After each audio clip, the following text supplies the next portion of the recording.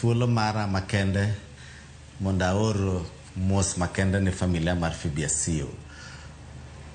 An mokwongo maparo go Phoebe Asiyo en Phoebe Asiyo kodonje sirkal notiyo gi jo prison and no donje prison during pre-independence and post-independence.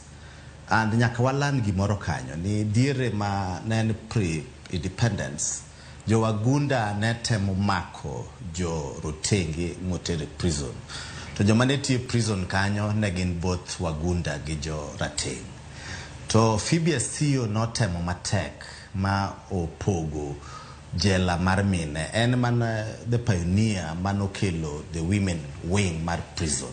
Ma koro sane waneno ka women wing ntiere prison kendo tegno maber. Mago ne gin attributes mag mama Phoebe Asiyo. Mano nyaka wa gone tik e wachno. To dhi mbele kendo be wang'iyo ni joma no chako agitate for two-thirds gender rule. Mineno koro jigo e koko sanegi. Dire mane piny tek mama Phoebe Asiyo gini ka dire mane onge kata internet, ne onge kata kaka immobilize ji.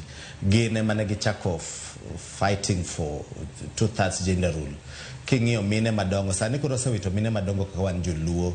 One gi mama Grace Onyango, the late Grace Onyango, one Grace Ugot, wa sewito bine madongo kabisa. Ma osekedo ne peto mama Asiyo anapare kang'iyo e prison tije manosetiyo ko create a wing mar women prison makoro obet lao a legacy maduong e Kenya ka. Number 2, wang'iyo kaka bende notelo ne maendeleo ya wanawake. Maendeleo ya wanawake was a movement manetemo kelo mine together. And dire cha bende ning'eyo maber ni KANU donje telo. KANU nedwa tiyo gi maendeleo ya wanawake mondo mass go the political basis. To dire mane mama Phoebe Asiyo otelo ne maendeleo ya wanawake. Ibro neno ni dire no ne en very intelligent woman. Manong'e kako dangle between the KANUism and which ma interest jowa majoluo maka. Number 3, samane Phoebe donje parliament 1982. Kenya was a highly patriarchal society. Ma gin the very, very few women manokongo donjo a parliament. Mamano was also an encouragement ne mine ni mondo gin bende gin gi position mar donjo a power. Ok ni girito ni nomination ni mondo women obe nominated.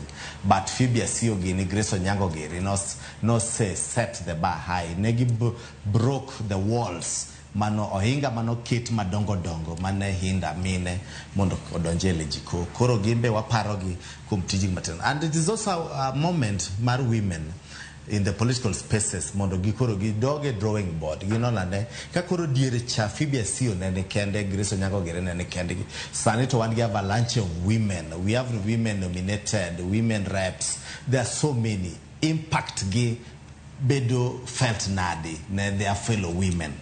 Kakoro diere cha negin jo matin, negin Phoebe Asiyo, Grace Onyango, jo matin kabisa emananie political spaces. To impact gine bedo felt. To sani mine otimo kanyachieng. Gibedo nominated, moko gin women reps, ging'eny. And even the political parties bomiyo gi thuolo mar bedo leadership position. Ere kaka sani koro kwa paro Phoebe Asiyo mine be nyaka koro bedi ratil kagi menyore ni sani omiwa position ere kaka wanyalo tiyo gi position mondo wa create a new legacy mopogore gi mama Phoebe Asiyo. Mopogore gi mano to mos makende mwatemoro ne jo piny gi jo karachuonyo ne lal mara an icon ne joluo kata ne jo Kenya mzima. Even globally Phoebe Asiyo bende no kokawa the issues bag women ne Kenya ka no terogi to the global front.